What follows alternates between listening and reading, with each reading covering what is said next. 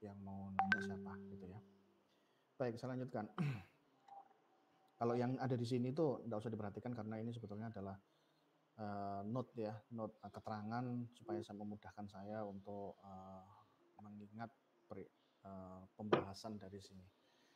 Oke, terkait dengan production function yang ada di sini ya. Production function ini sebetulnya adalah kaitannya dengan kalau misalnya dalam suatu perusahaan itu adalah research and development ya. Research and development ini adalah suatu bagian penting dalam suatu perusahaan. Tugasnya itu adalah meneliti sudah sejauh mana permasalahan atau keadaan-keadaan semuanya yang akan berakibat kepada perusahaan itu. Misalnya, perusahaan itu nanti akan ada konsekuensinya nggak kalau misalnya pemerintah itu membuat aturan, misalnya, ya, misalnya peraturan sekarang ini peraturan terkait apa namanya, Mas Firman mungkin di off-kan dulu Mas mic-nya. Nanti nyapanya bisa lewat WA aja. Ini suaranya masih kedengaran. Sudah Atau siapa? off semua, Prof. Iya, Mas Firman juga off juga. Oke, Prof. Oke. Oh, kok masih ada yang dengar suaranya ya? Oke.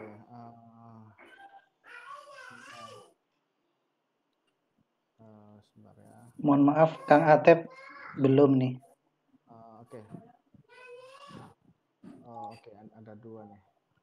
Mungkin Mas Firman jadikan saya host saja supaya saya bisa mengatur. Bisa caranya, Mas. Partisipan. Oke, sudah. Saya bisa mematikan. Oke. Saya bisa mematikan ini. Oke. Sudah mati semua saya lihat. Oke, baik.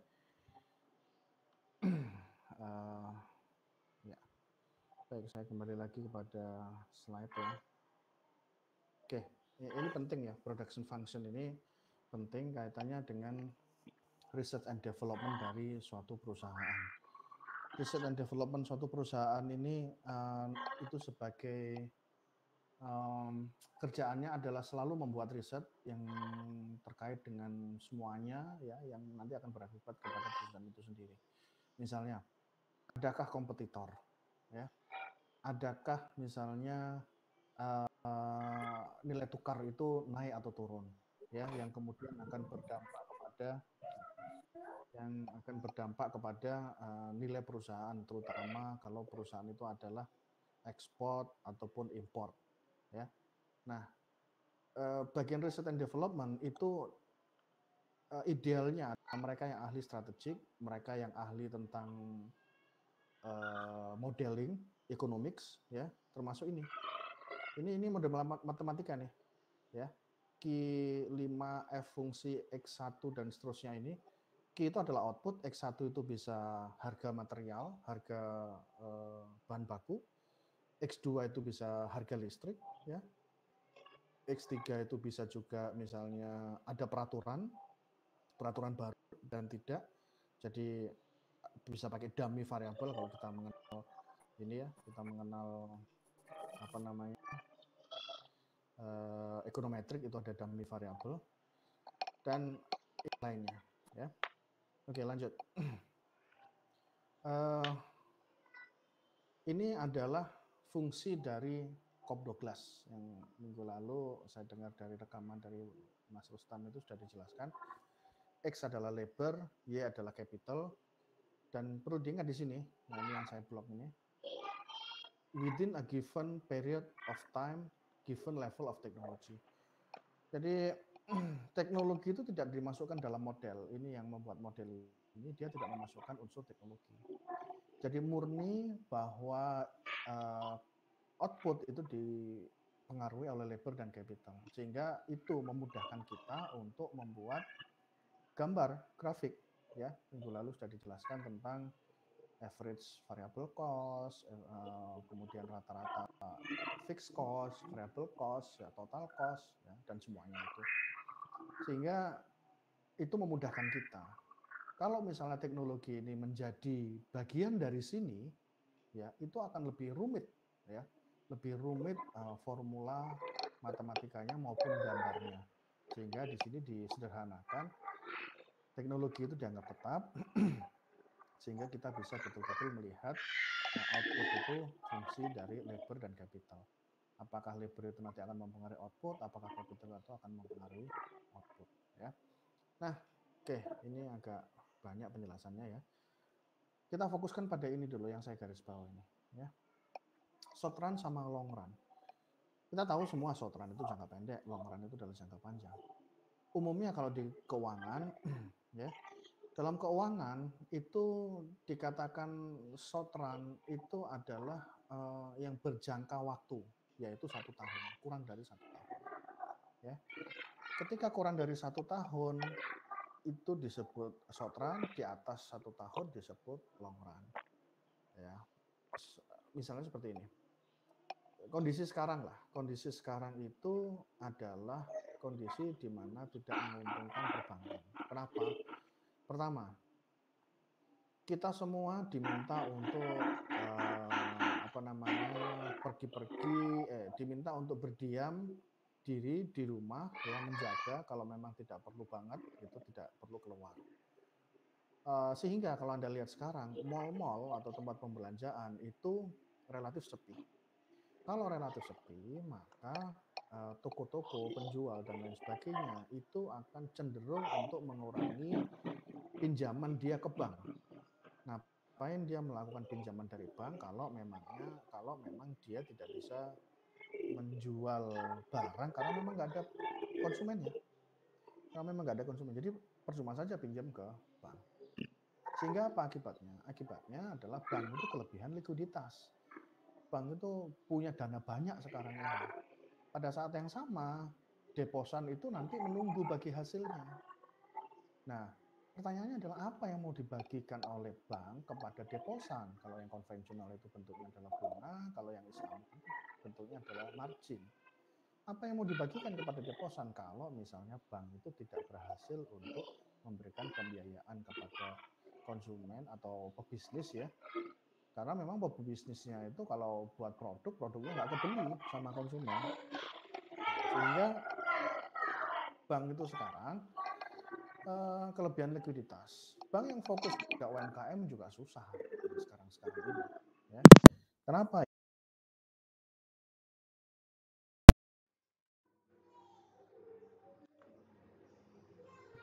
Berjualan di pinggir jalan gitu, nah orangnya sepi lah, siapa yang mau beli, gitu kan. Tetapi bank masih mungkin bisa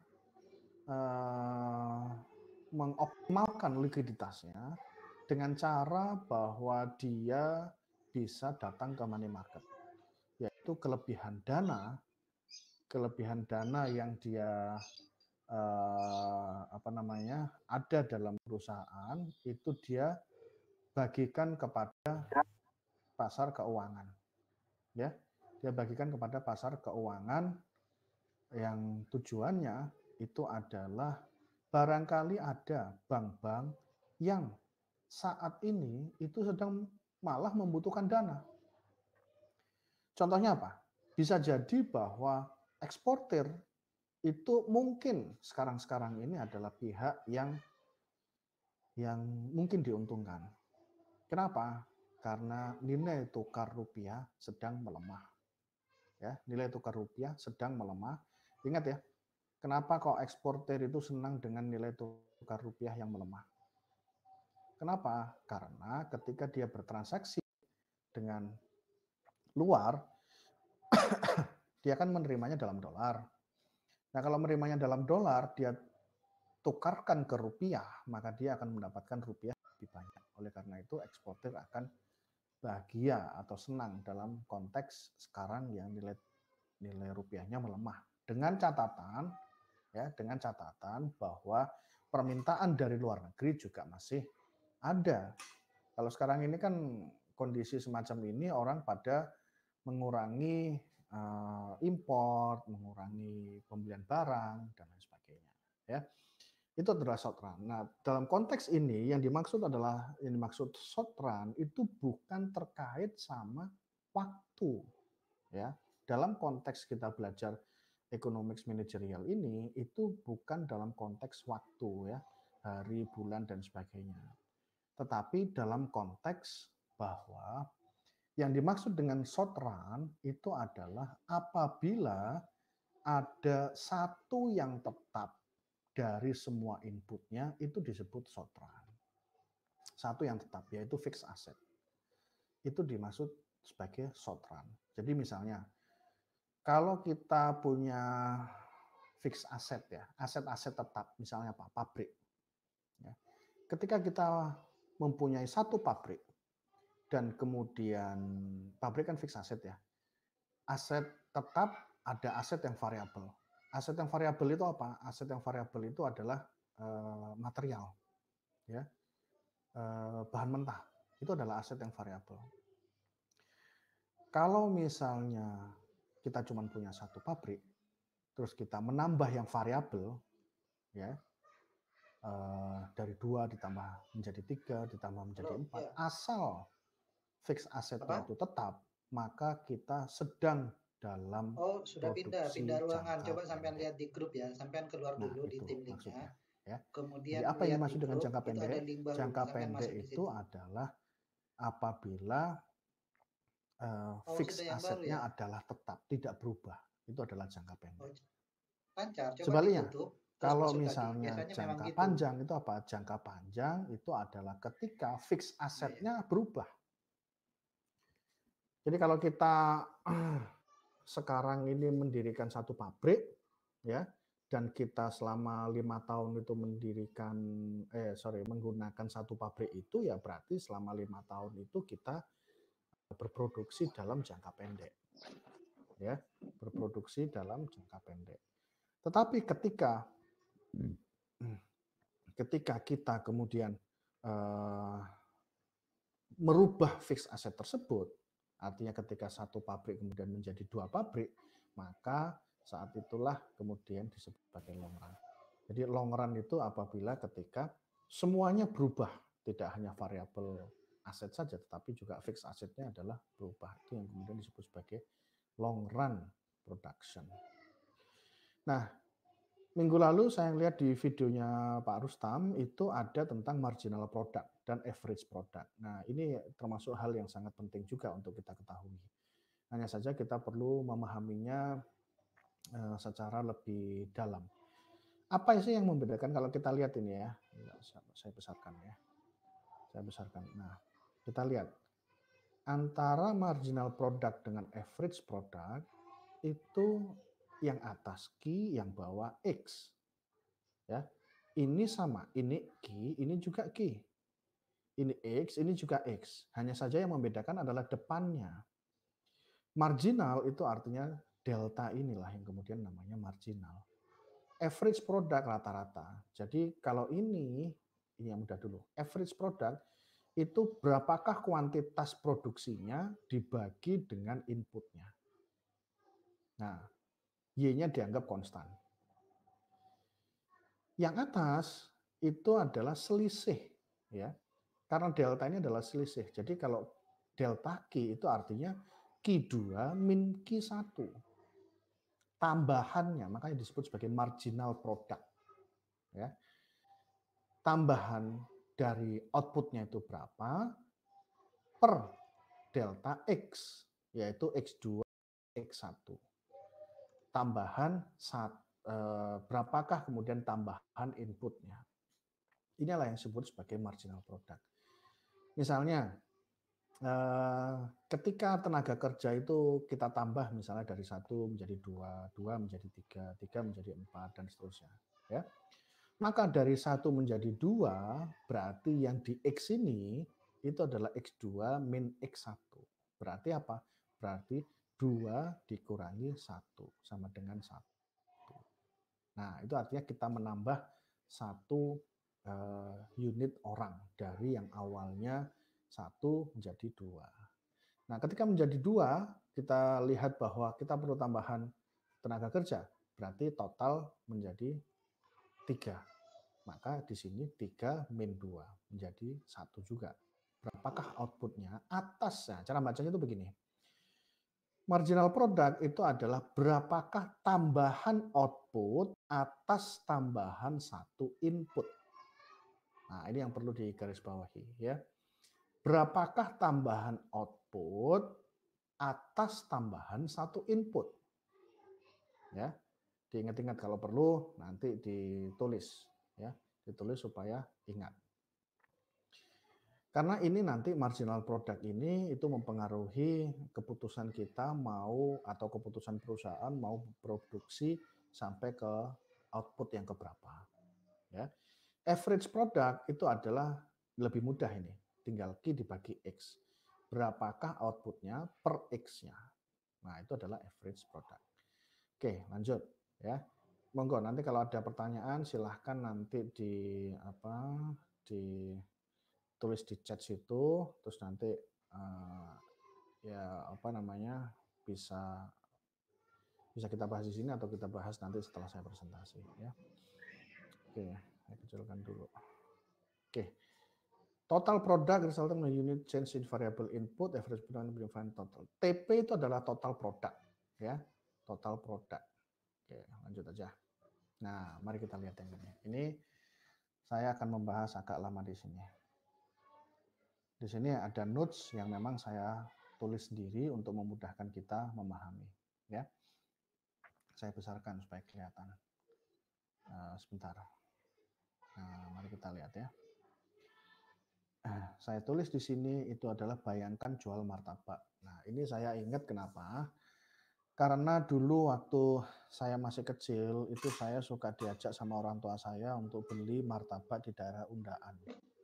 Itu martabak yang sangat terkenal karena turun-menurun sejak kakek saya. Tapi sekarang sudah tutup karena pesaingnya sangat banyak dan juga martabak yang di Undaan itu dia tidak ada inovasi dan dia masih tidak efisien dan sebagainya sehingga kalah bersaing, sehingga tutup sekarang. Coba bayangkan ya, seorang penjual martabak. Tentunya kalau kita tanya, martabak itu fix asetnya apa sih? Fix asetnya adalah wajan, yaitu untuk menggoreng martabaknya itu sendiri. Pertama adalah wajan. Dengan segala perlengkapannya. Apa itu? Ya sendok untuk memasak, sutil gitu ya, pisau, dan kemudian muk ya, muk untuk kemudian mencampur antara bawang dan telur dan semuanya itu kemudian jadi adonan yang kemudian nanti dituangkan dalam wajan yang tipis ya. Tipis itu dalam arti bahwa wajan yang landai ya, wajan yang landai.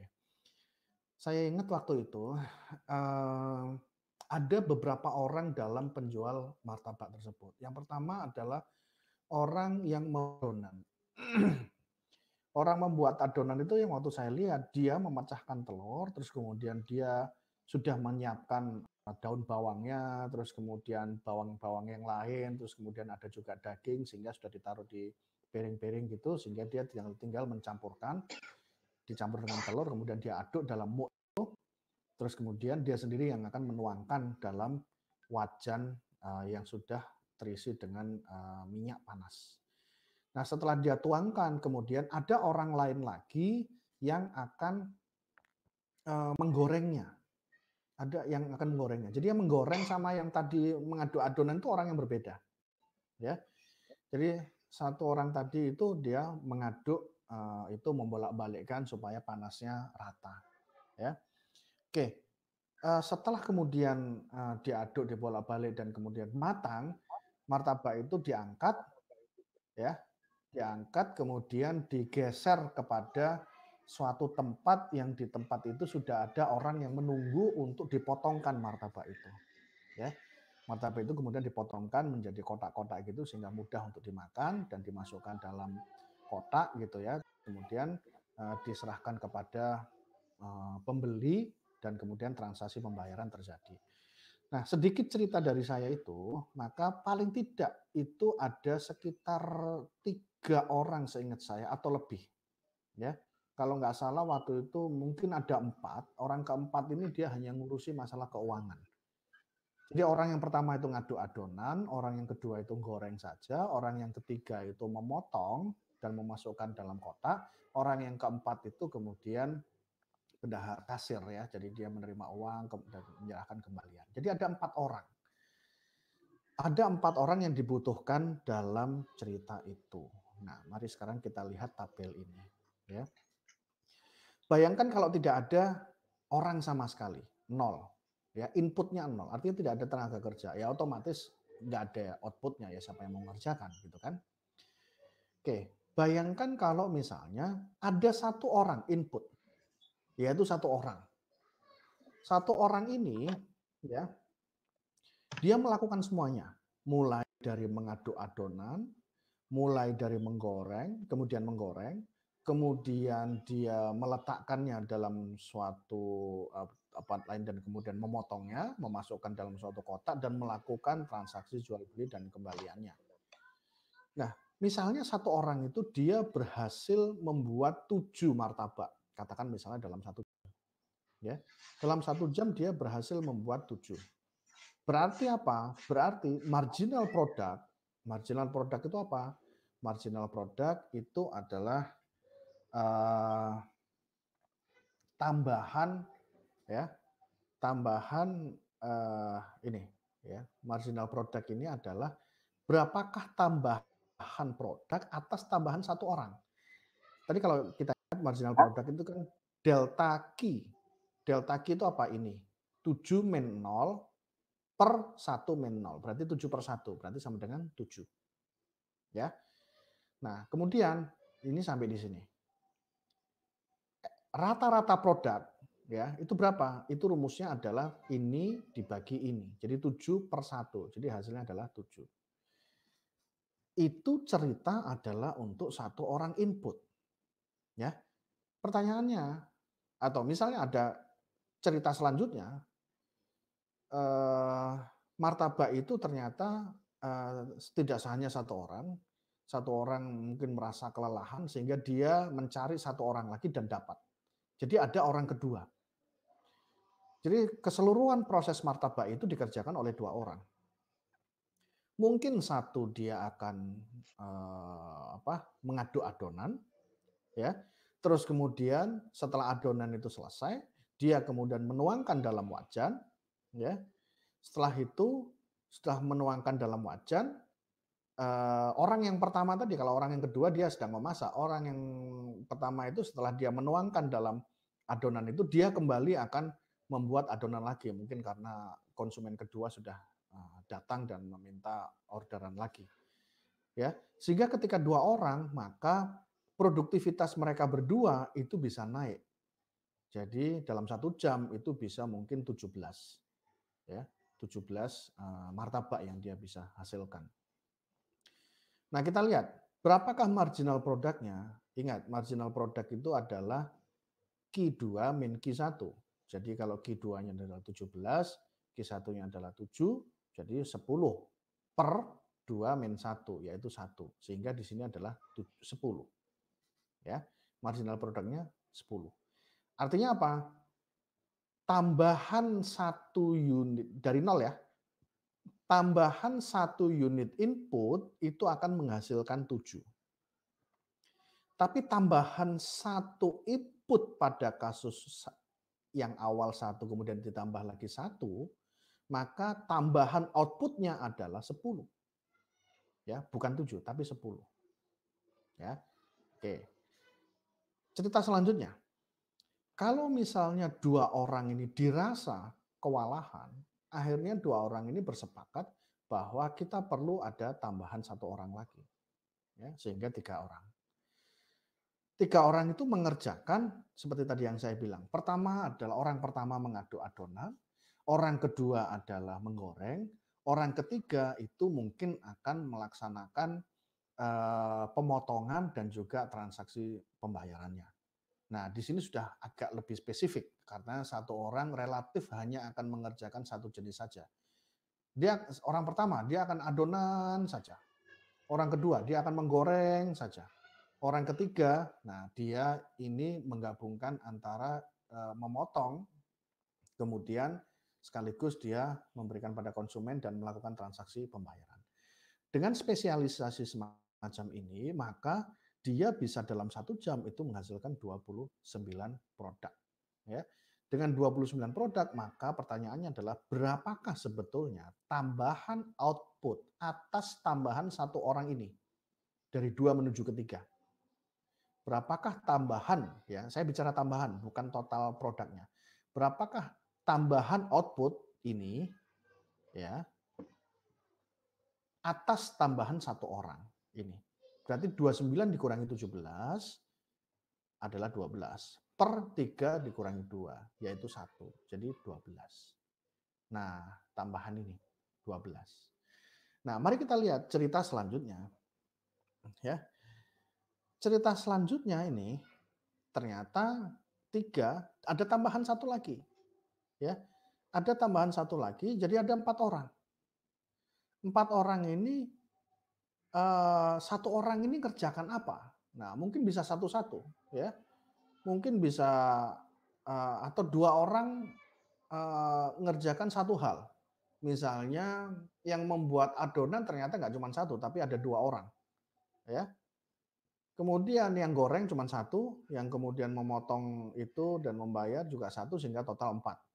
Ya. Totalnya 40. 40 ini berapa sebetulnya tambahan outputnya atas tambahan 1 orang. Ya. 29 ke 40 itu 11. Jadi sebetulnya 1 orang tambahan ini dia akan menghasilkan 11 produk. Tambahan 11 produk. Padahal yang sebelumnya dia bisa menghasilkan 12 produk. Nah, mari kita lihat. Kalau kemudian ini ditambahkan menjadi 4 menjadi 5, 5 menjadi 6, 6 menjadi 7, bayangkan ada 7 orang untuk memproduksi martabak. Sungguh akan kebanyakan orang. Mungkin 2 orang akan adonan, ya. Kemudian menggorengan yang biasanya 1, mungkin ada 2 orang, ya. Terus kemudian yang motong, padahal besoknya cuma 1 misalnya. Tapi yang 1 kemudian dipakai oleh 2 orang. Sangat tidak efisien. Sehingga apa? Produknya itu menurun. Marginal produknya menurun. Sehingga kemudian kita melihat bahwa hal ini itu terlalu banyak inputnya. Ya. Bayangkan misalnya 1 orang yang biasa menggoreng tiba-tiba 3 orang menggoreng. Nah, itu bisa berebutan itu. Berebutan karena apa? Karena yang menggoreng dia akan bisa mengklaim uangnya. Ya, karena dia bekerja, maka dia bisa punya argumen bahwa loh saya tadi kan menggoreng, berarti saya berhak untuk mendapatkan komisi misalnya atau uang atau dan sebagainya. Akhirnya mereka berebut, hanya memperebutkan 1 wajan saja atau 1 sendok dan sebagainya itu. Sehingga kemudian tidak efektif, sehingga outputnya adalah semacam ini. Nah, kalau ini semua kita gambar, ya, X, Q, MP, dan AP, gambarnya akan menjadi semacam ini. Ya, Mbak saya kecilkan dulu ya. Nah, mari kita lihat. Ini TP. TP ini adalah yang ini. Ya, garis melengkung ini itu adalah yang ini. Yang bawah AP sama MP ini adalah ini, MP sama AP. Nah, mari kita lihat dulu yang TP ini. Ketika total produknya, ini bukan total produk ini. Oh ya, Q ini adalah total produk, tapi 1, 2, 3 ini adalah X, ini adalah input. Ya. Inputnya 1, maka titik ini itu kalau ditarik garis ke kiri itu adalah 7. Ya. X-nya 2, tarik ke atas, tarik ke kiri itu adalah 17. X ketiga ke atas, ke kiri itu adalah 29 dan seterusnya. Makanya ini adalah semacam ini. TP ini. Nah, pada saat yang sama, berapakah MP-nya? MP, Anda lihat, posisi 7 di sini itu tidak persis ada di angka 1. Tapi kalau Anda lihat 7 ini sebetulnya karena delta Q 2 min Q1 per X2 per X1, maka 7 ini sebetulnya adalah di tengah, di sini. 10 ini adalah di tengah antara 1 dan 2. 12 di tengah antara 2 dan 3. Oleh karena itu, kalau kita melihat yang gambar ini, MP ini ya, 7, 10, 12, 10 ini adalah pada di sini. Nah, kita lihat. 7 itu posisinya antara 0 dan 1. Ya. Antara 0 dan 1 itu ada 7 ini. Ini ya, ini 7. Kenapa? Karena grafik ini ya. Antara 1 dan 2 itu ada 10. Ingat ya, ini marginal product ya. 10. 10 itu bukan di 2, 10 juga bukan di 1, tetapi 10 itu ada di tengah-tengah. Jadi kalau di antara 1 dan 2 di tengah-tengah, dia akan ada di 10 sini. Ya.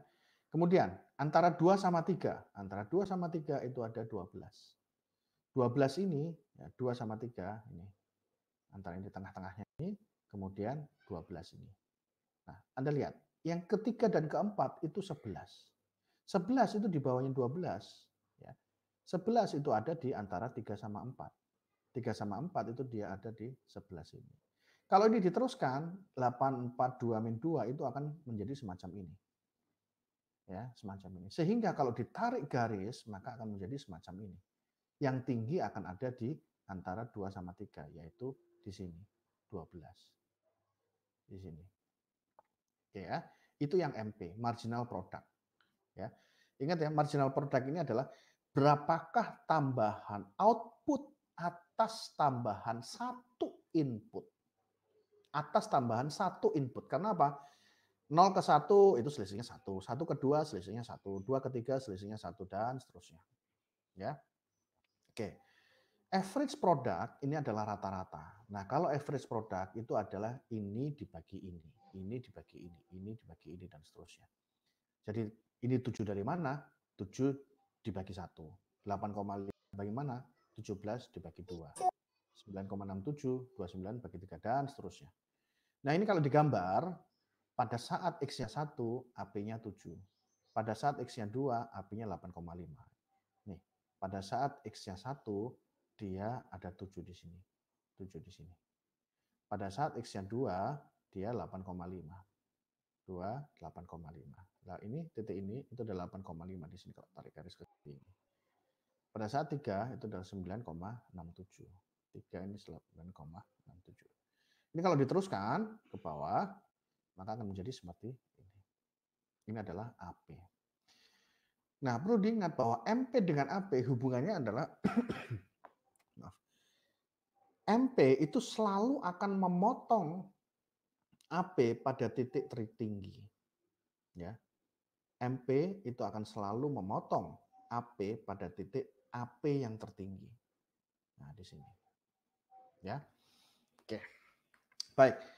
Ini saya harap bisa dimengerti dulu.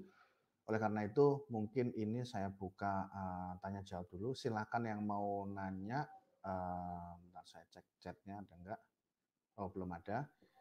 Monggo, yang mau nanya silakan mic-nya itu diklik untuk bertanya. Saya Prof. Tentang gambar itu dan yang lain-lainnya boleh. Monggo, silakan. Dari beberapa. Assalamualaikum, Prof. Waalaikumsalam. Ya, Ya, Mas Prof. Rustam Itu ya. memang itu memang makalah saya. Ada sedikit ikutan saya tentang makalah itu terkait dengan marginal product dan average product. Average ya Mas ya, bukan average. Iya, Average. average product dan marginal product. Ya. Saya di ekonomi manajerial itu yang kurang paham ya, Prof. Ini kan perubahan atas total perubahan produk, perubahan jumlah produk atas tambahan satu input. Atas tambahan input. Ya. Itu kalau kita membuat kebijakan ya, Prof, ya. Kebijakan pada jumlah produk berapa yang ideal dengan tenaga kerja berapa yang idealnya, Prof. Oke. Oke. Ya, Prof. Saya jawab langsung ya. Oke. Ya, Prof. Jadi saya ulangi ya, pertanyaan Mas Rustam tadi, kalau kita ingin sebagai pimpinan perusahaan, kita harus ada pada posisi yang mana supaya kita bisa tahu mana maksudnya itu adalah kita mau milih produk yang mana. Apakah kemudian berbasiskan pada marginal produk atau dan sebagainya. Kalau kita hanya melihat, jadi jawaban singkat saya begini Pak Rustam, kita belum bisa memutuskan hanya dari gambar ini. Itu kesimpulannya. Kenapa? Karena gambar ini itu hanya memunculkan jumlah kuantitas saja, tidak menunjukkan rupiahnya. Rupiah yang dimaksud di sini adalah rupiah profitnya. Saya kasih ilustrasi sederhana. Ada dua kondisi, silahkan pilih yang A atau yang B. Kalau yang A itu memproduksi 1.000, tapi labanya 1 juta. Produksinya 1.000. Ini contoh ya. Jadi produksi 1.000 unit, labanya 1.000. Yang B produksinya cuma 100. Tapi labanya 3 juta. Nah, coba saya tulis di sini ya. Bu Lulu ya, setelah Mas Rustam ya. Kondisi Anda lihat masing-masing lihat chat ya. Kondisi A. Memproduksi 1.000 unit untung 1 juta. Kondisi B memproduksi 100 unit untung misalnya 1,2 juta. Oke. Tentu Anda pasti akan setuju dengan saya. Kalau gini pilihannya, maka kondisi B lah yang kemudian akan dipilih. Betul kan? Betul, Prof. Ya. Nah, artinya apa? Artinya basisnya adalah laba. Bukan basisnya pada gambar ini. Pada gambar yang saya tunjukkan tadi. Pada apapun gambar ini, kita tidak bisa memutuskan mana sebetulnya produksi yang paling efisien.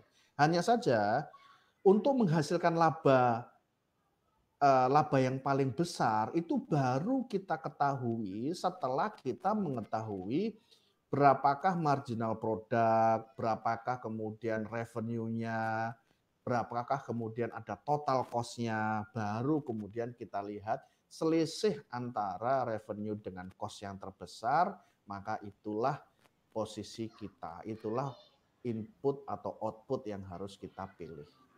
Jadi gitu singkatnya Mas Rustam. Karena itu kaitannya dengan nanti chapter 7 dan chapter 8, yang sekarang kita masih bahas chapter 6. Cukup ya Mas Rustam ya? Mohon maaf, saya boleh. Saya nggak dengar. Dinyalakan kalau mic-nya diklik kalau mau kalau mau bicara mic-nya diklik. Saya boleh nyambung, Bro. Cukup ya? Oke, saya nggak dengar Mas Rustam. Tapi insya Allah cukup. Monggo Bu Lulu, dinyalakan mic-nya. Ya, sudah Prof. Ya. Oke. Nun. Ya, saya mau menanyakan. Ya. Tadi saya dijelasin mengenai variabel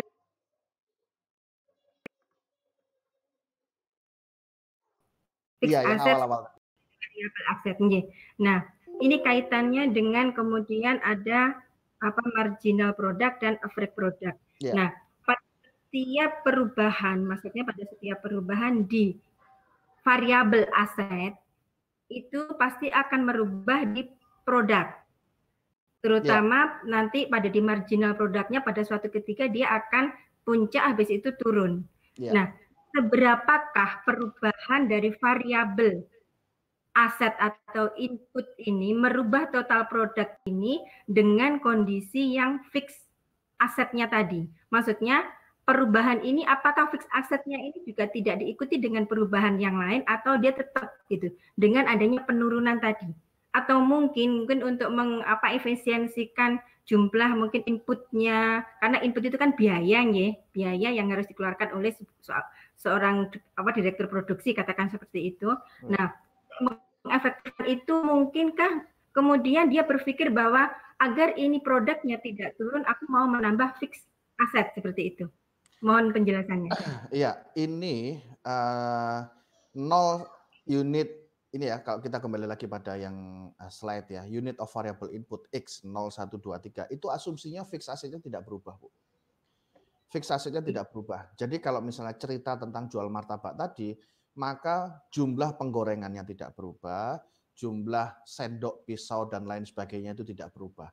Makanya kalau kebanyakan orang, misalnya inputnya ini adalah kebanyakan orang itu menjadi tidak efektif. Jumlah orang itu terlalu banyak untuk jual itu. Sehingga perlu diingat bahwa orang itu juga nggak gratis, orang itu juga butuh bayaran. Ketika nanti orangnya jumlahnya banyak, maka biayanya akan nambah banyak. Ya. Dan produknya menjadi, kenapa ini kok produknya menurun? Ya karena memang tidak efektif. Tidak efektif kenapa? Kalau misalnya dia itu gorengnya misalnya untuk goreng saja itu dia butuh 1 orang dan 10 menit misalnya.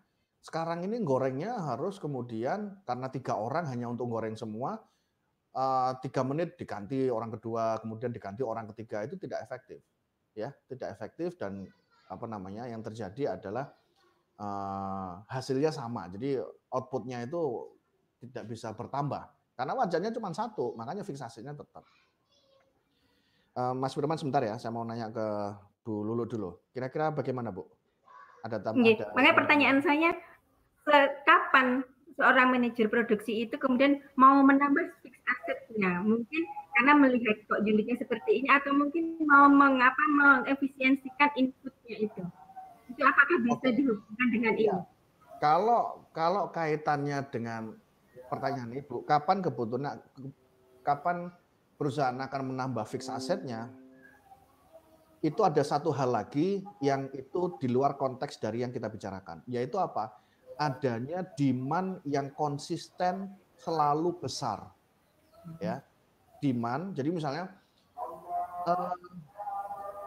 tukang martabak itu didatangi oleh misalnya setiap hari itu 100 konsumen.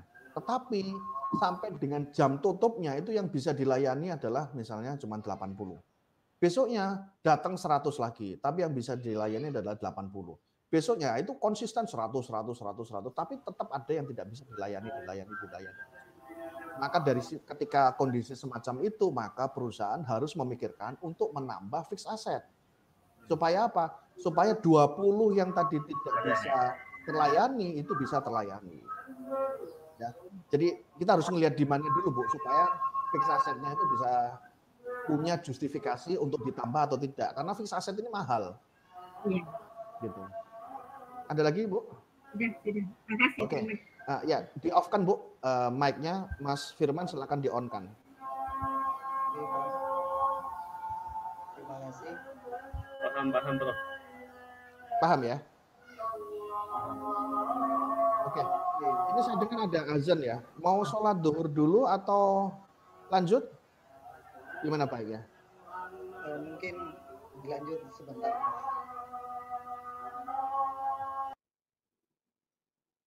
Lanjut aja ya. Lanjut aja nanti chapter 6 ini saya coba cepatkan karena ini sebelumnya kan materi minggu lalu. Tapi penting juga untuk kita ketahui karena chapter 7, 8 nanti ini akan dilibatkan. Jadi ini harus saya selesaikan dulu. Baik. Nah, sekarang kita bicara tentang law of diminishing return ya. Sorry, saya kecilkan dulu. Apa yang dimaksud dengan law of diminishing return? Yaitu law diminishing itu adalah menurun. Ya, terima kasih Pak Yai. Law of diminishing return. Return itu adalah timbal balik. Ya, diminishing itu menurun. Artinya apa? Artinya adalah return itu pengembalian. Return itu bisa juga disebut sebagai output. Ya, bertambahnya input tetapi outputnya menurun. Ya, ini bisa kita lihat di sini. Ini law of diminishing return itu terjadi di sini. Kenapa kok terjadi? Mari kita lihat.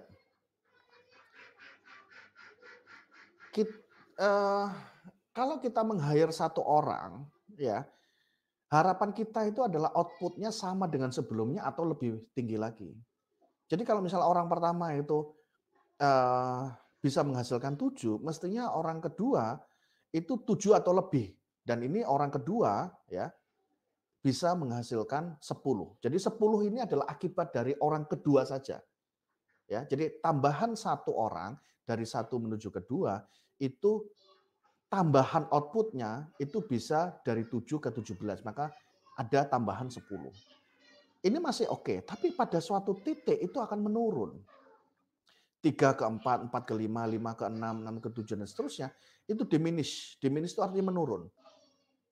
Dari 12, tambahan satu orang itu menambah 12, tapi 3 ke 4 itu mulai menurun, makanya disebut diminish. Diminish itu artinya menurun.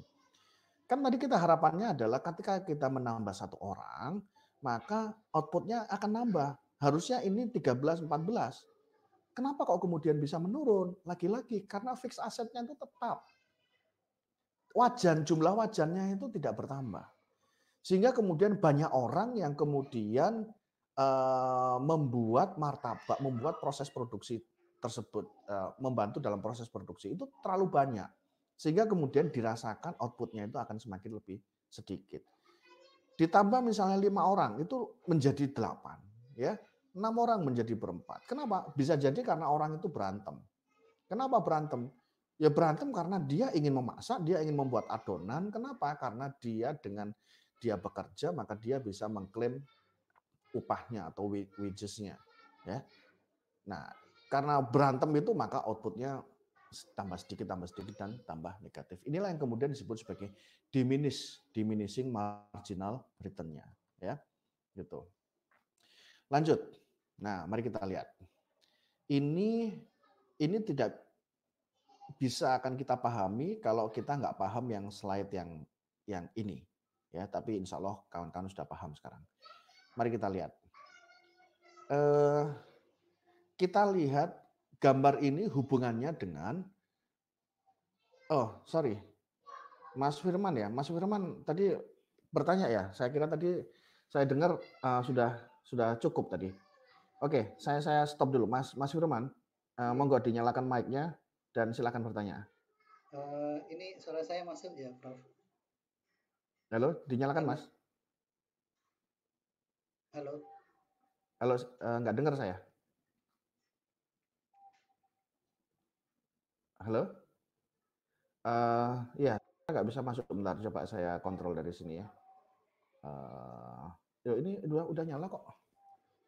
Sudah nyala, mestinya mungkin sambungan mic ke laptopnya bisa diatur lagi atau volume. Halo, ini bisa ya. masuk nggak? Saya nggak dengar Mas. Saya nggak tahu kawan-kawan lain dengar nggak suaranya Mas Firman. Mungkin bisa dijawab di chat. Ya, kalau masuk saya lanjut, Prof. Ada yang dengar nggak suaranya Mas Firman?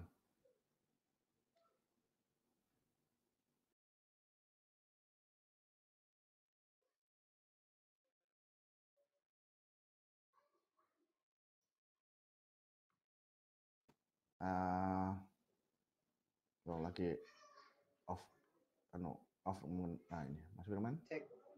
Iya, oke, sekarang dengar saya. Oh iya. Tapi ya gimana Mas? Ya, melanjutkan pertanyaannya Mas Rustam tadi, Prof. Jadi pada tingkat input berapa yang kira-kira bisa dijadikan kondisi yang ideal oleh produsen itu? Kalau saya baca di buku-buku itu kan sebenarnya itu sudah bisa diambil keputusan yaitu pada tingkat optimum production. Nah, optimum production itu adalah ketika marginal production itu berpotongan kurvanya itu dengan average production. Nah, saya sebenarnya sudah pernah nyoba, Prof. Perpotongan kurva antara marginal production dan average production itu ketika di tabel itu saya pernah buat tabel kemudian disandingkan dengan biaya produksi. Nah, itu ternyata ketemu di titik optimum production yaitu perpotongan kurva marginal production dan average production itu ternyata itu adalah biaya yang paling efisien, yaitu biaya yang terkecil itu. Nah, maksud saya bisa tidak kalau langsung di kurva ini, yaitu perpotongan itu bisa langsung dijadikan dasar keputusan oleh produsen bahwa tingkat produksinya yang ideal itu di perpotongan itu.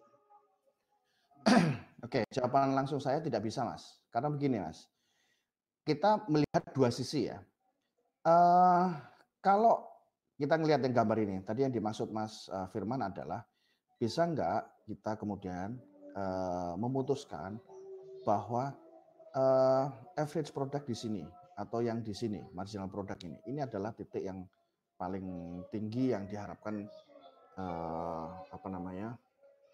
perusahaan itu harus memproduksi sebanyak unit yang segitu supaya hasilnya akan banyak. Begini, perlu diingat bahwa biaya itu gini, saya mau mengatakan begini, Mas. Biaya itu juga akan menjadi efisien ketika dia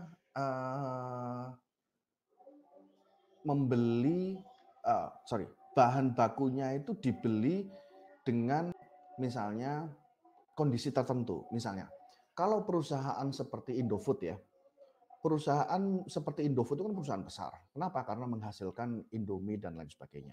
Maka dia itu bisa punya bargaining power terhadap apa? Terhadap tepung. Karena bahan baku utama dari mie itu adalah tepung. Sehingga Indofood itu bisa menggambar ini sendiri bisa tanpa melihat biaya tepungnya. Karena dia bisa menggambar seperti ini, produknya berapa, kuantitas ya, kita bicara kuantitas produk yang dihasilkan atas satu pabrik Indofood. Itu bisa. Tetapi belum tentu bahwa pada kondisi barang 2 ketiga ini, tepung yang dibeli untuk memenuhi hanya 2 atau 3 unit ini, itu adalah biaya yang termurah. Bisa jadi biayanya mahal. Ya. Biayanya mahal sehingga kalau biayanya mahal, walaupun ini kuantitas unitnya itu paling tinggi, kalau biayanya mahal, profitnya tidak akan besar. Ketika profitnya tidak akan besar, maka tidak menguntungkan bagi perusahaan. Ya. Nanti gini Mas, ini di hold dulu karena itu sebetulnya di chapter 7 atau chapter 8 nanti. Ya. Tapi sementara itu dulu yang dipahami. Gitu ya Mas Firman ya? Mungkin Mas Firman, oke? Oke ya, saya lanjutkan. Atau sebentar saya cek lagi ada yang mau bertanya lagi nggak? Oke, cukup ya. Oke, sekarang saya lanjut ke yang selanjutnya. Nih ya. Ini itu adalah gambar di mana dia membagi 3 ya. Stage 1, stage 2 dan stage 3. Ya. Mari kita lihat. Ingat ya bahwa ini adalah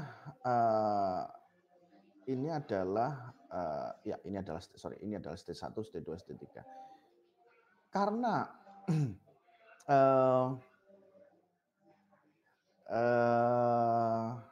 sebetulnya pembagian ini untuk memudahkan. Jadi begini, gambar ini itu ingin menunjukkan bahwa mana sih sebetulnya yang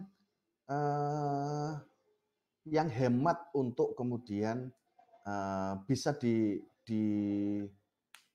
dipilih oleh perusahaan dengan asumsi yang lain tetap ya. Ini penting, dengan asumsi yang lain tetap. Jadi kalau misalnya yang gambar ini tadi, kalau misalnya biayanya itu tetap, biayanya itu sama, ya, maka inilah yang kemudian yang tertinggi. Tapi kita kan tidak bisa memastikan, ya.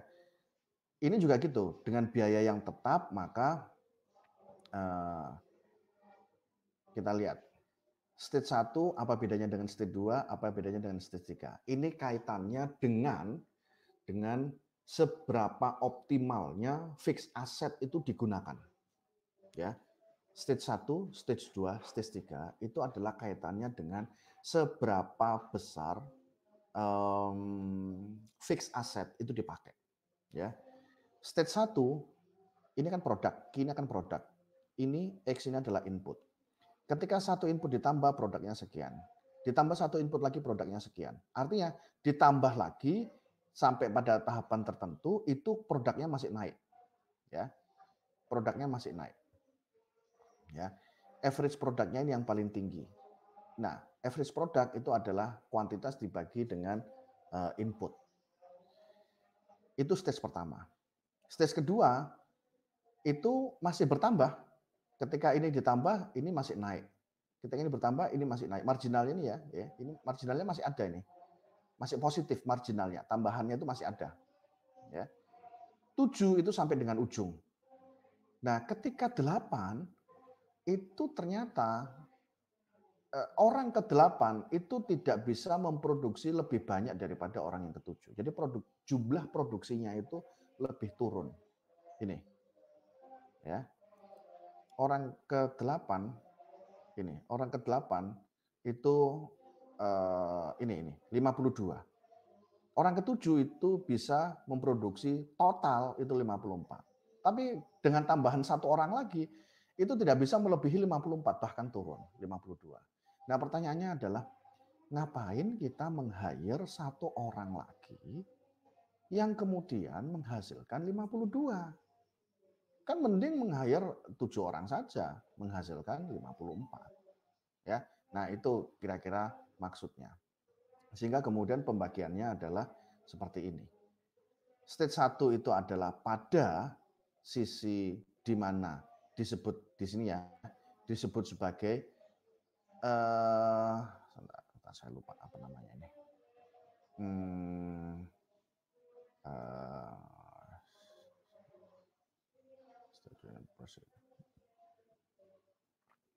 Oke. 0 to 4 unit of the variable unit to the point at which average product is stage 1 begins.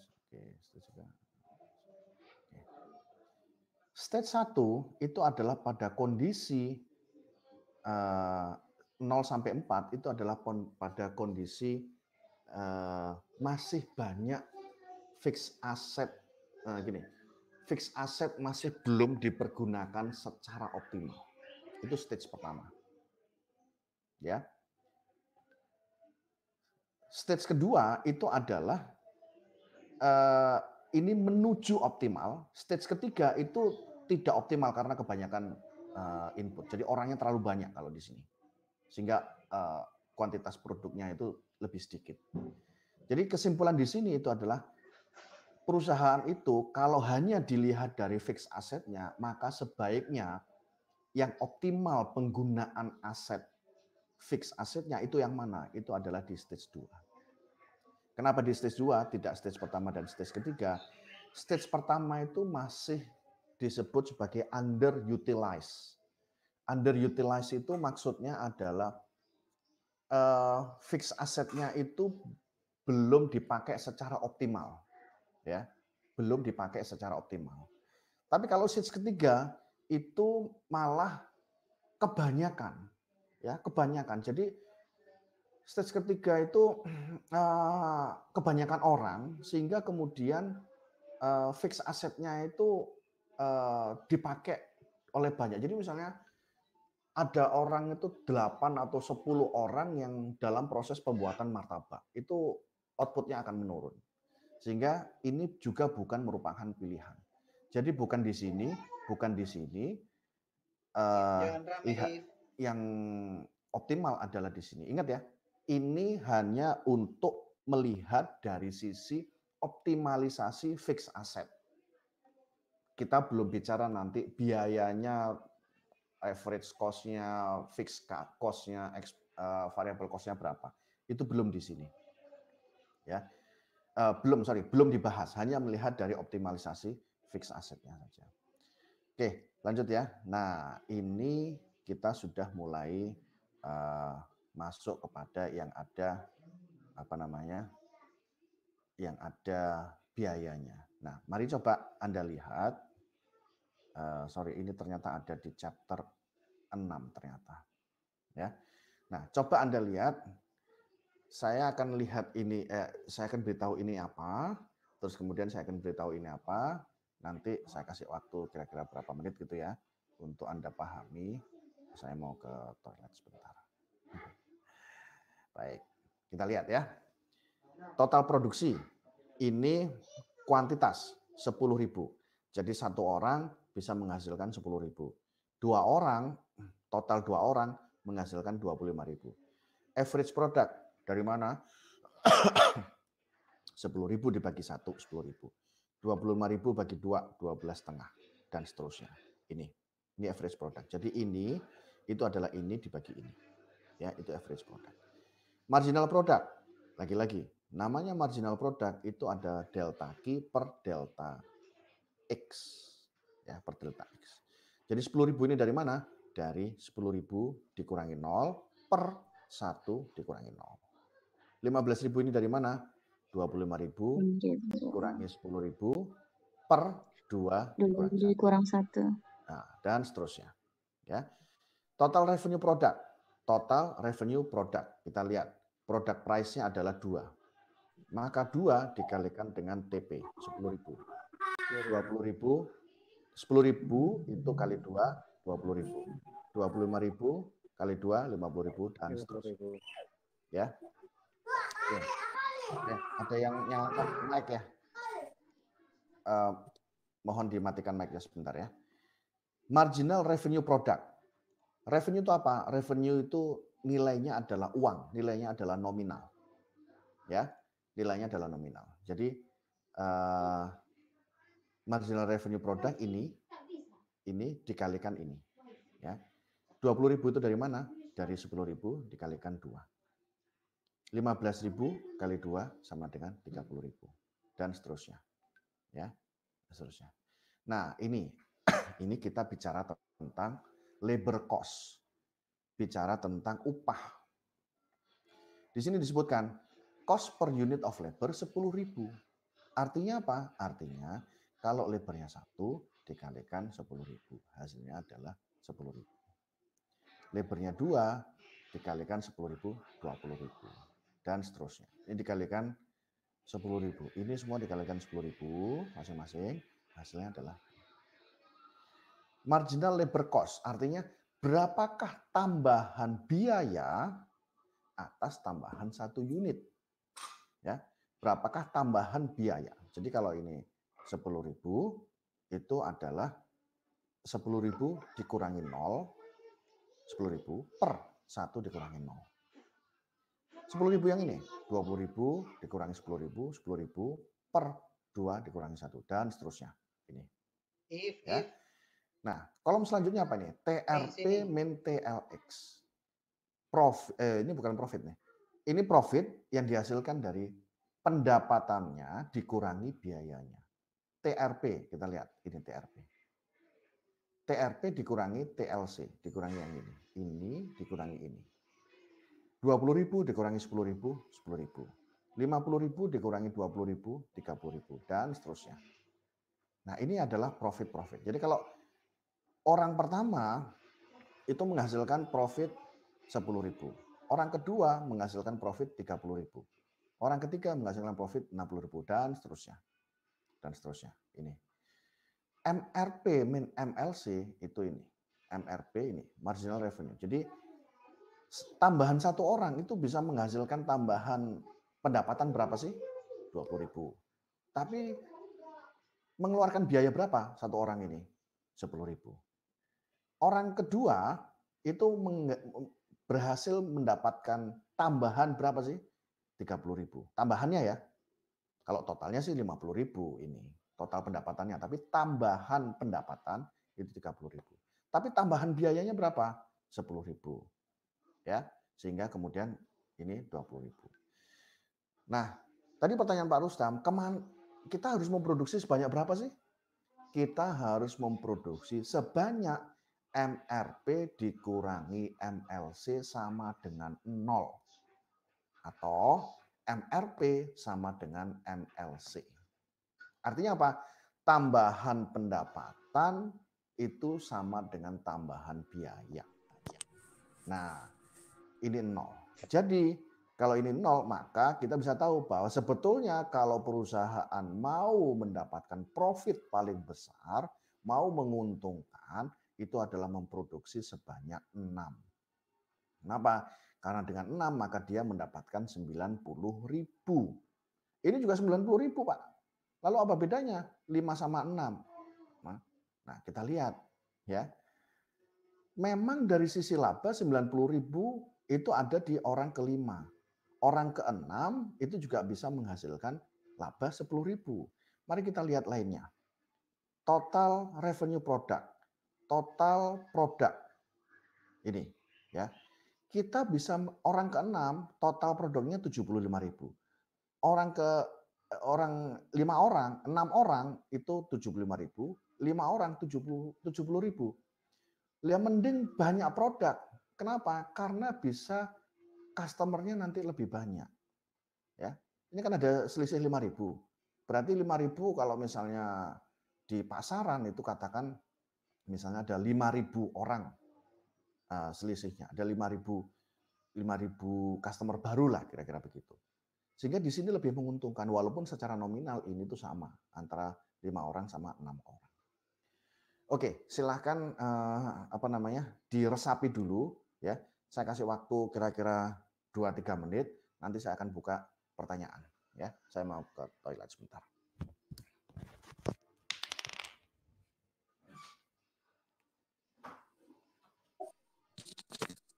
Halo teman-teman, saya mau nanya, itu kok hasilnya 0 dari mana ya? Yang ke-6 tuh. Jumlah pekerja dan 6. Apa semuanya nyamut semua? Halo? Halo. Marginal revenue production dikurangi marginal labor cost. Itu kan marginal revenue production 10.000 dikurangi marginal labor cost juga 10.000, jadi hasilnya 10.000. Lihat rumusnya aja lihat. MRP dikurangi MRC. Nah ini kolom ini MRP dikurangi MRP. Benar 0.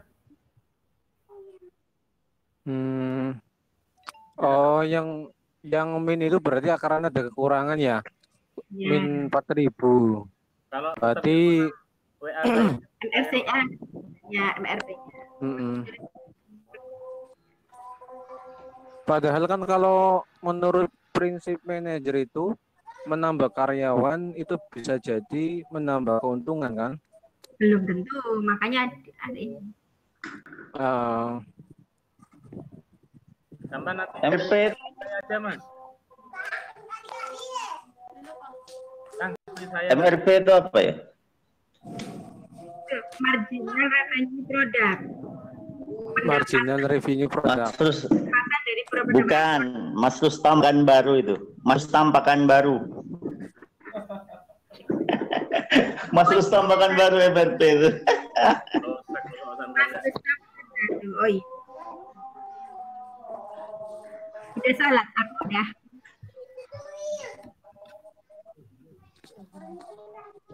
Pak Yai mau ngimam itu. Nanti sampai japri saya Mas.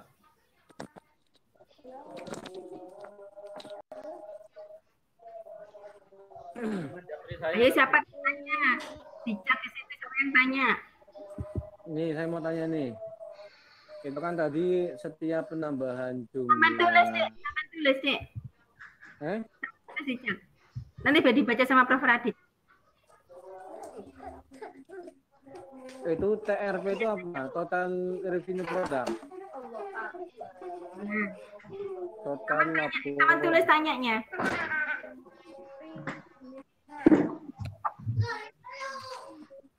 Pengeluaran japri saya Kak. Anak siapa tuh? Anak siapa? Yang punya anak siapa?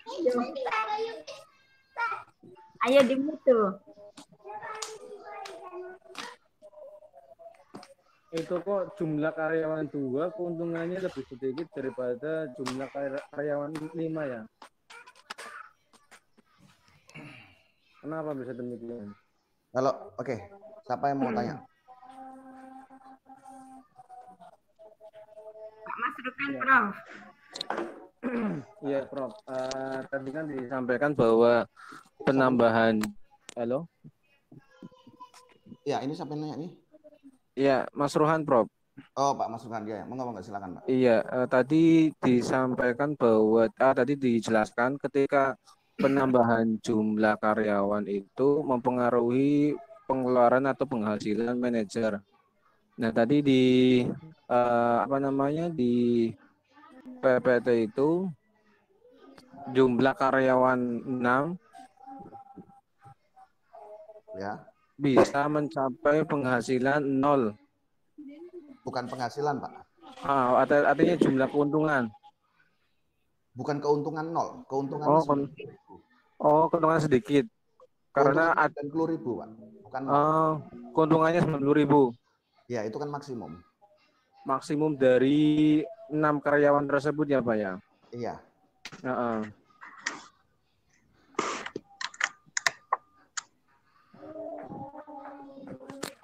Tanya, Prof.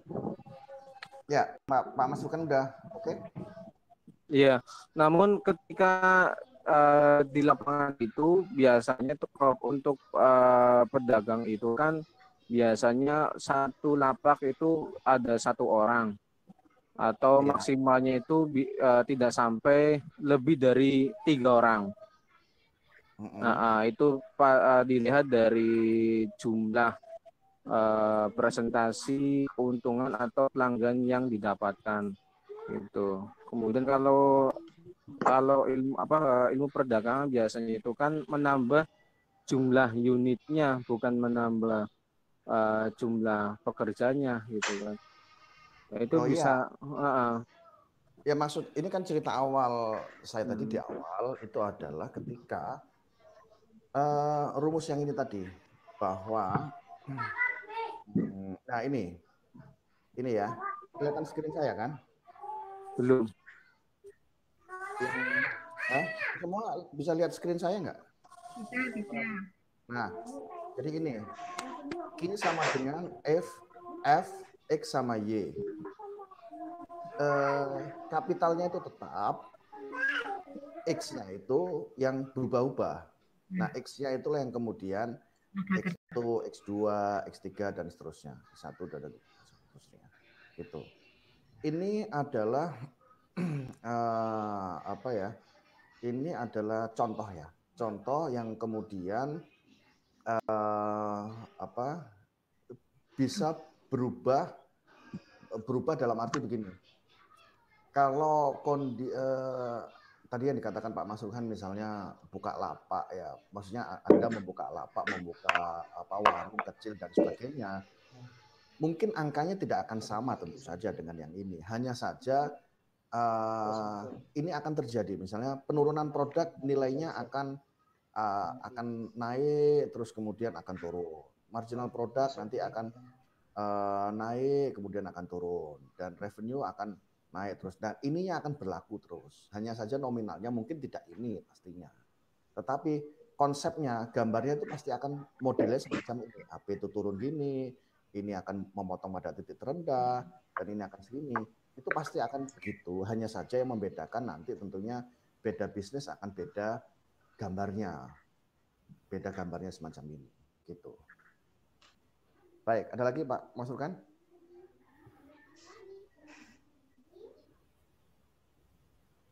Halo? Cukup ya? Cukup jelas, ya. Prof. Oke, siapa tadi Pak Taksus ya? Yang nanya tadi siapa? Iya, Prof. Ya, itu di tabel 64 itu, Prof. Ya, di tabel 64 itu yang di MLC, marginal labor cost, itu kan hasilnya dari labor unit 1 sampai 8 itu kan tetap ya anunya. Jumlahnya 10.000. Iya. Itu apa bisa dikatakan labor fixed cost seperti itu? Yang marginal labor cost itu juga apa bisa dikatakan labor fixed cost? Bukan ya?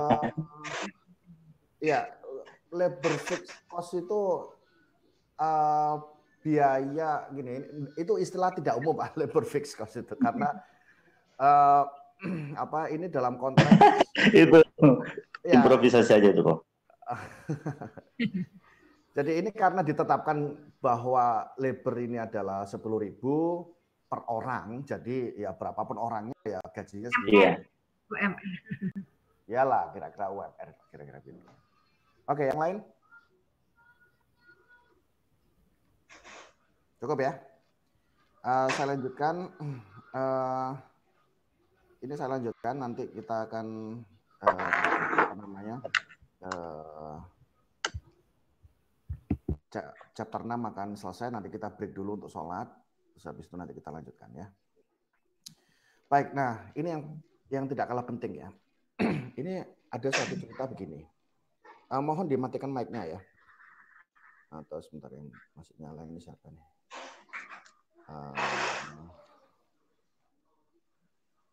Oke, udah mati semua ya. Baik, masih ada yang nyala nih. Pak Tajus, saya matikan Pak Tajus ya. Oke ya.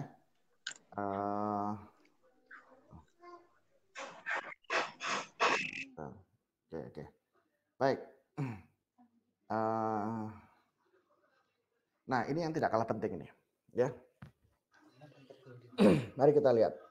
Jadi ini ada suatu cerita begini ya.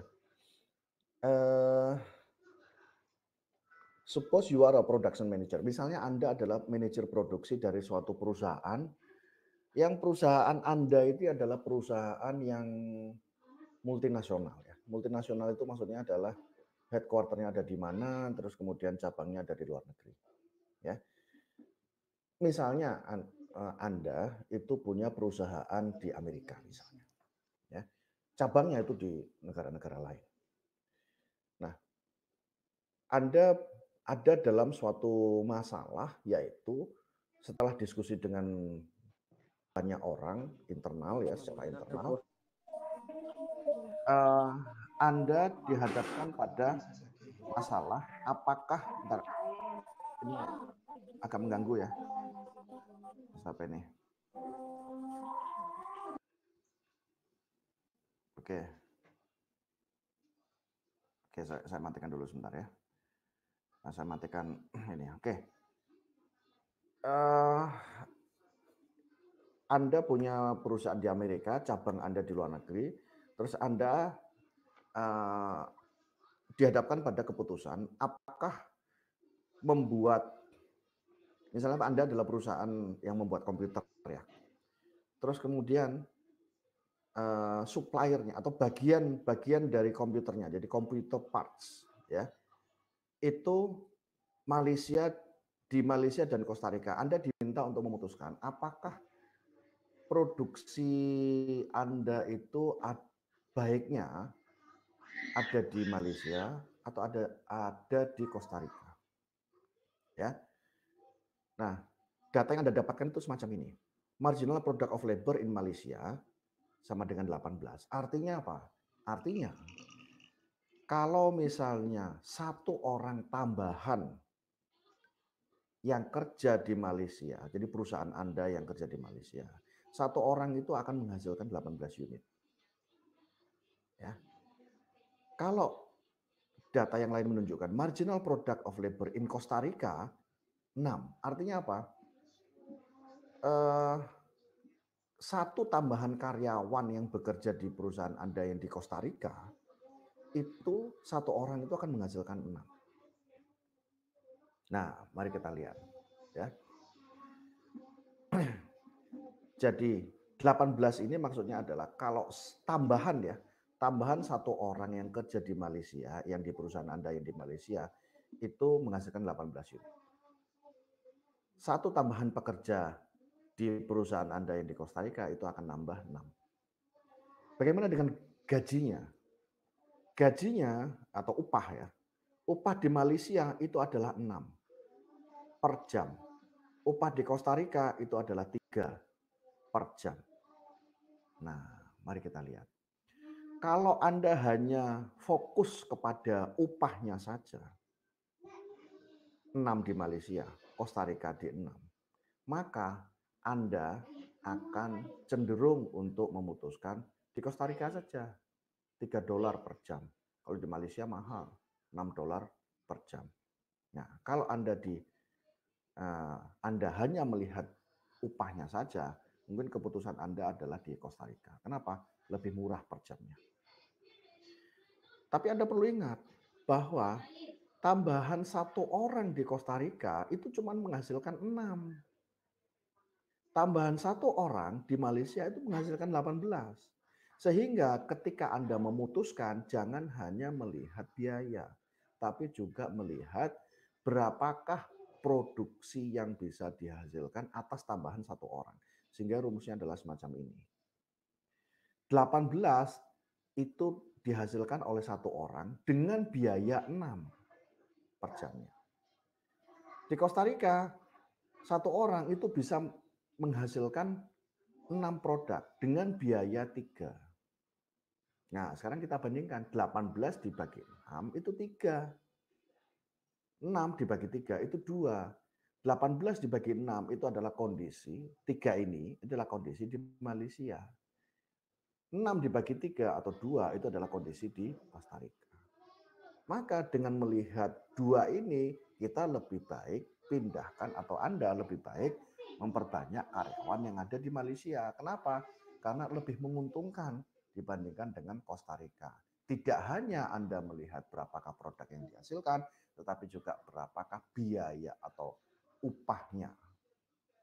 Ini 3, ini 2. Jadi itulah keputusan Anda untuk memindahkan atau memperbanyak karyawan Anda yang ada di Malaysia.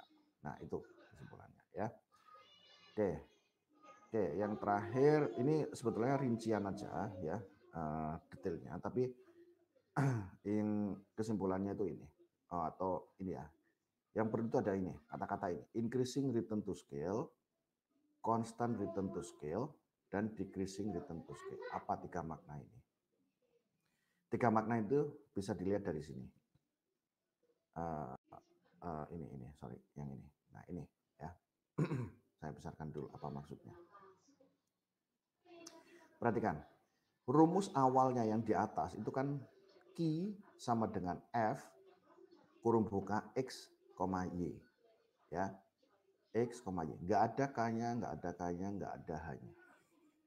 Nah, sekarang kita bicara tentang apa itu yang dimaksud dengan increasing return to scale, apa yang dimaksud constant return to scale, dan decreasing return to scale. Maksudnya adalah semacam ini. Kalau misalnya H itu lebih besar dari K, jadi ini, ketika kita meletakkan ini 1, maka H itu lebih besar. 2 misalnya. Ya kan, H lebih besar. Kalau misalnya ini 3, ini 2. Artinya apa? Ketika kita menambah double X-nya dan kita menambah Y-nya, double juga 2, maka ini akan berlipat 3 kali. 3 lebih besar dari 2. Ketika itu yang terjadi, maka firm itu ada pada posisi increasing return to scale. Artinya outputnya itu jauh lebih banyak daripada tambahan input ini. Ya, ingat ini fixed assetnya juga dirubah ini. Jadi kalau tadi kita bicara tentang fixed asset yang tidak dirubah, ini kita bicara tentang fixed asset yang dirubah karena ini X-nya juga ada K-nya. Ketika H sama dengan K berarti ini ketika 2 ini juga 2, artinya fixed asset ditambah 2, didobelkan, Y-nya didobelkan. Kalau menghasilkan Q yang double juga, itu berarti perusahaan sedang mengalami constant return to scale. Ya. H kurang dari K, jadi kalau misalnya ini 2, K-nya 3. Kalau ininya ditambah 3 kali, fixed assetnya, Y-nya ditambah 3 kali, ternyata outputnya itu menurun. Berarti perusahaan itu sedang mengalami decreasing return to scale. Gitu. Ya. Oke.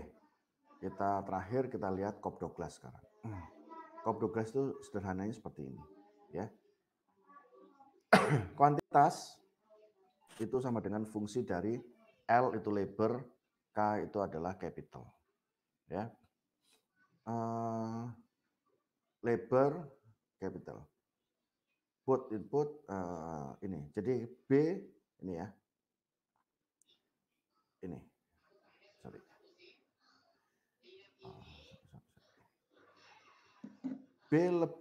B ditambah C lebih besar dari 1, itu berarti return to scale are increasing.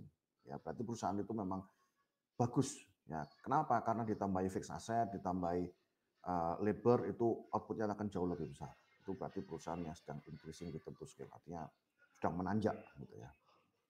Tapi ketika B sama plus C kurang dari 1, ya, itu return are decreasing. Jadi ketika ditambah labor, ketika tambah capital, itu malah kuantitasnya menurun. Berarti itu return decreasing return to scale. Terus ini constant return to scale apabila B ditambah C itu sama dengan 1, itu artinya sama saja. Ini ditambah 1, ini juga hasilnya 1. Itu hasilnya sama saja. Baik, itu kira-kira yang bisa kita pelajari dari chapter 6. Kita break dulu ya. Kita break sholat dulu. Kalau mau ada yang makan, silahkan makan.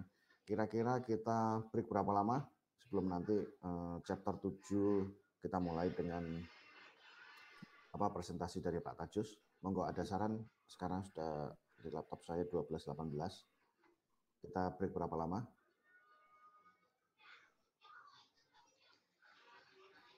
Masuk jam 1 aja. Jam 1 ya?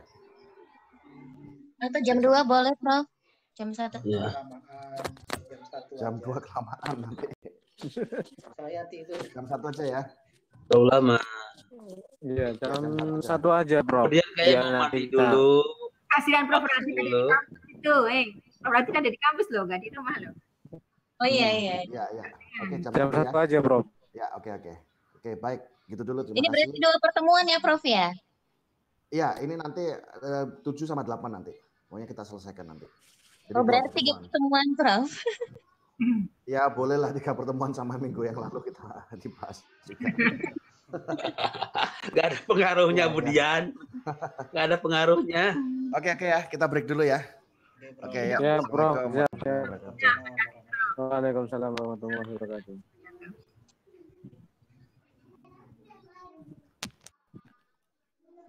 Oh, bubar KB.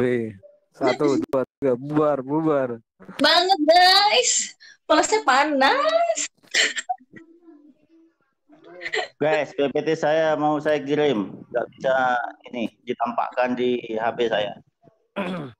Emang bisa gitu? Di HP ya? Bisa gitu? Bukan, nanti bisa di ini laptop. Ya, boleh salah satunya aja nanti yang bisa menampilkan di sharing screen-nya ditampilkan. Nggak bisa ini. Apa bisa ya, Mas? Kan dikirim di grup dulu. Nanti salah satu dari kita menampilkan di laptopnya. Udah ya, saya gerah ya guys. Saya mau mandi dulu. Ya, siap. Wah, dari tadi belum mandi ya?